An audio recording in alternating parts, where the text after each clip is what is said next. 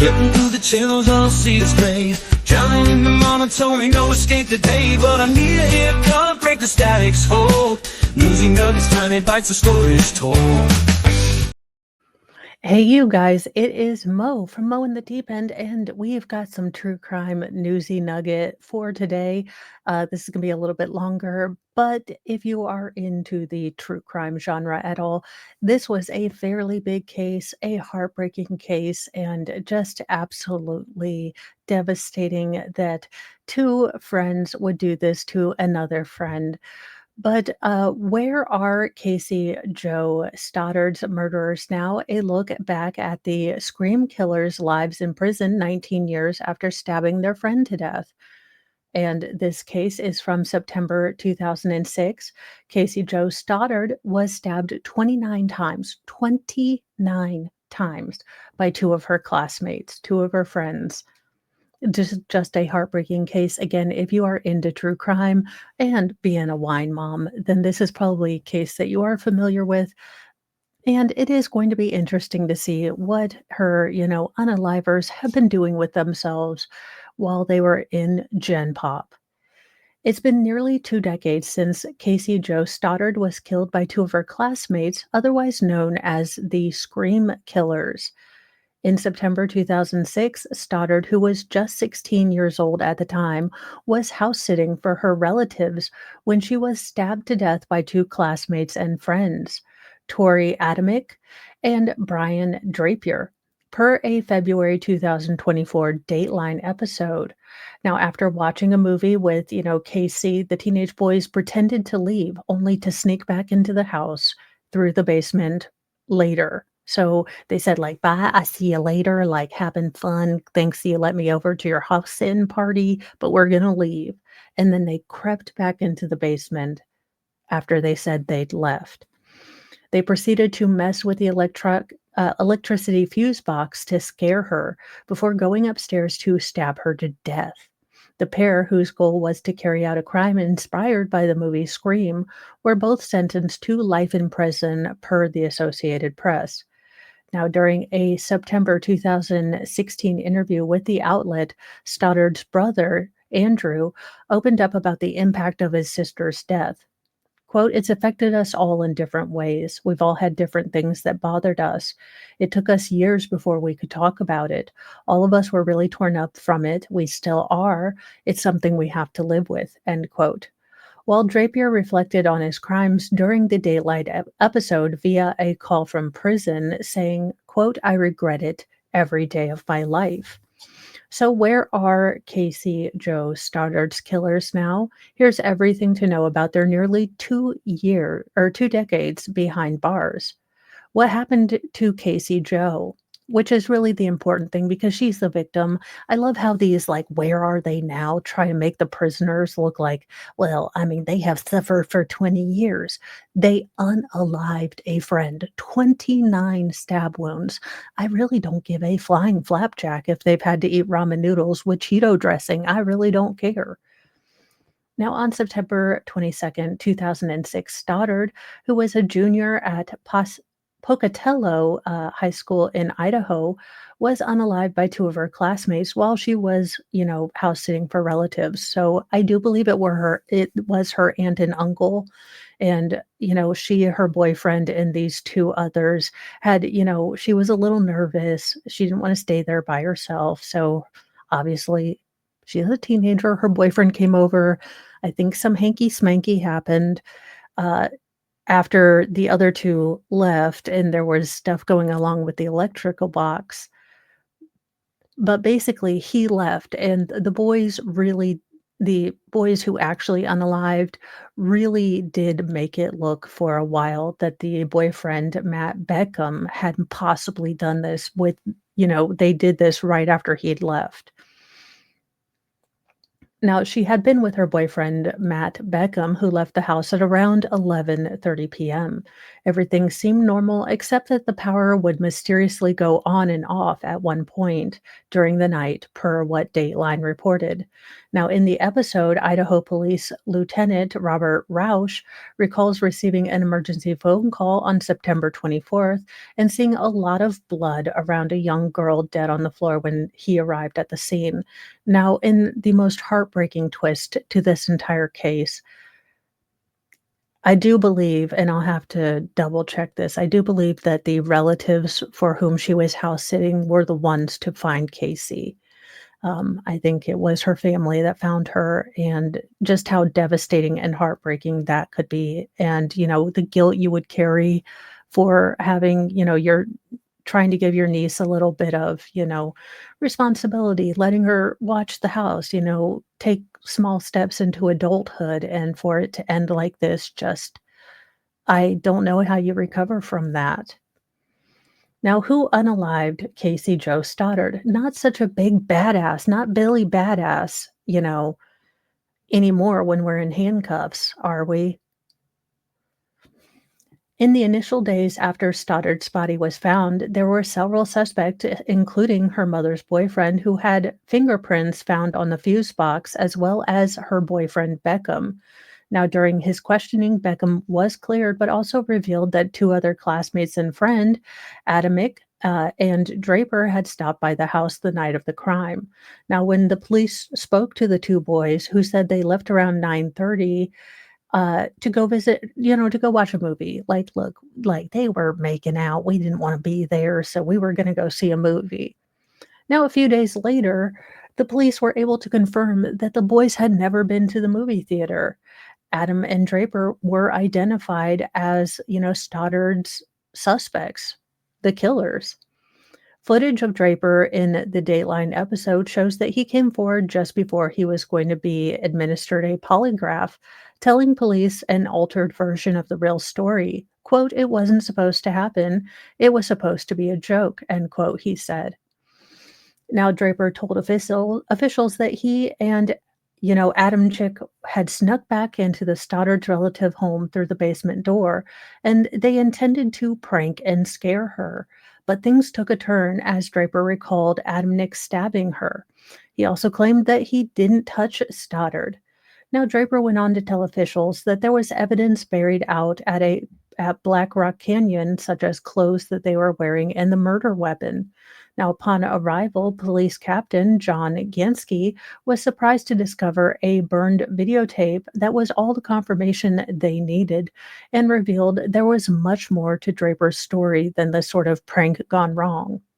Now, in that video, both of the boys recorded themselves in the car after they pretended to leave the house, with the latter saying that they had, quote, a grueling task of unaliving their two friends to, do that night. It was like a to-do list, like check, lied, check, be a dick, double check, double homicide.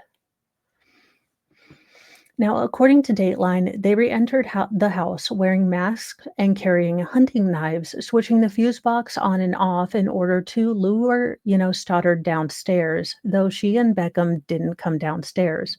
Now, shortly after, this, when the fuse box was going and they were trying to get her to come downstairs, you know, I'm guessing neither of the teenagers knew what the fuse box was supposed to do, so didn't go downstairs.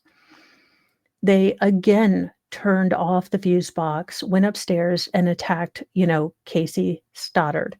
After the attack, they returned to their cars and left a final video, one which the boss said, or when the boys said, not sorry, the boss, the boys, "We just killed Casey." I mean, this was just all the premeditation you ever needed. Now, the video, which was filmed earlier on the day of the murder, opened up with footage of Stoddard at her school locker before transitioning to the boys skipping class to create a quote unquote death list of their classmates and plan for that night.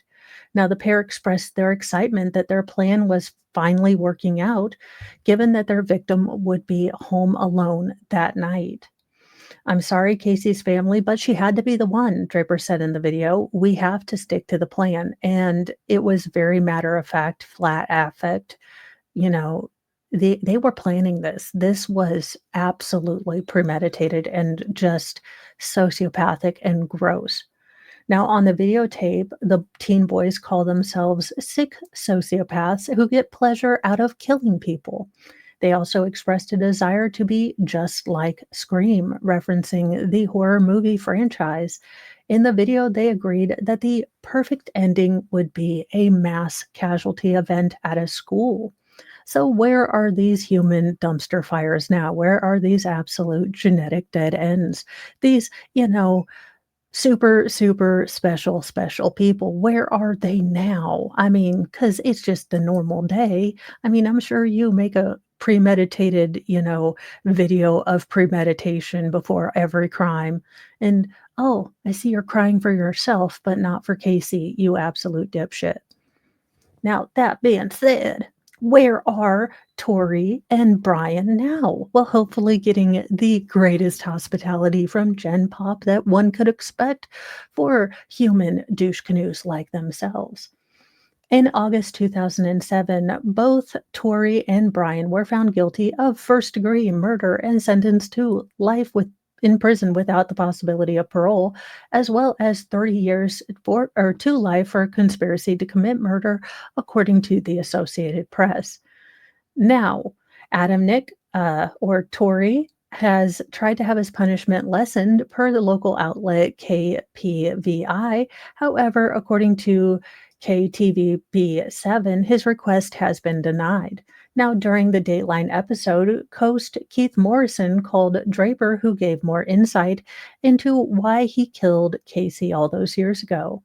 Quote, everyone asks me, what were you thinking? Why did you do that? He said. And I tell them it's really complicated and it's not an easy thing. No, I was a dick, an evil dick. It's not complicated. I chose evil. He explained that he felt like nobody and thought that doing something big and bad would garner attention. Draper recalled his fascination with horror began in middle school, a time when he felt like he was a loser and didn't matter, and would go into online chat rooms with people who were obsessed with the Columbine, mass event.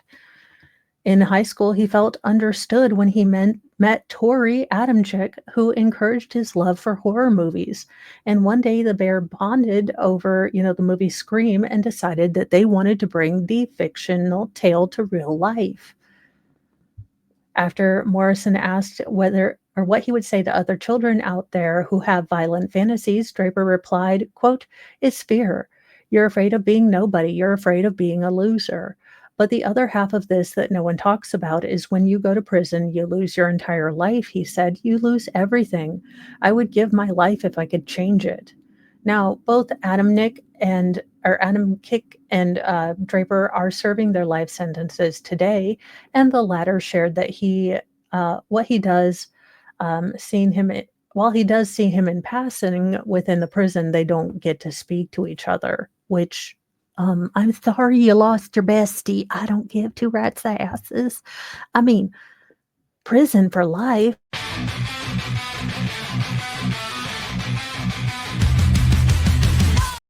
I mean, Lord Chippy would be glad to take care of that rest of, eternal taxpayer, support for these people. Now, where is Cassie Jo's family now?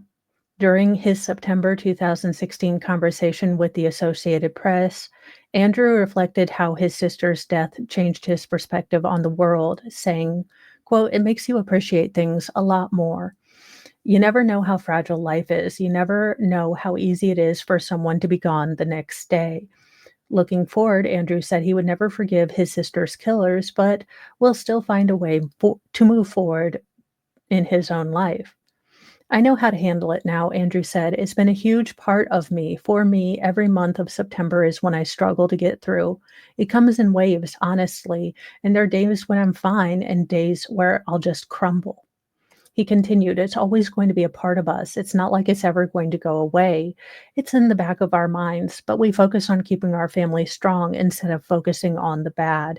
We focus on the good when she was around. No one should ever have to go through this."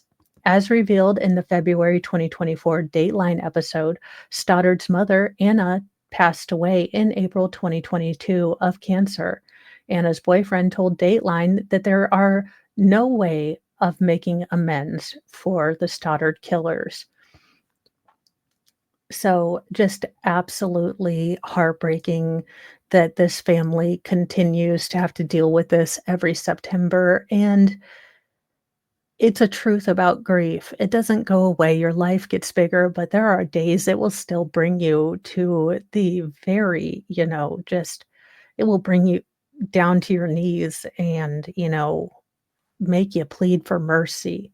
It's not something that, goes away. It does come in waves, and those tsunami days are a kick in the left tit. I mean, really. But it is good to know,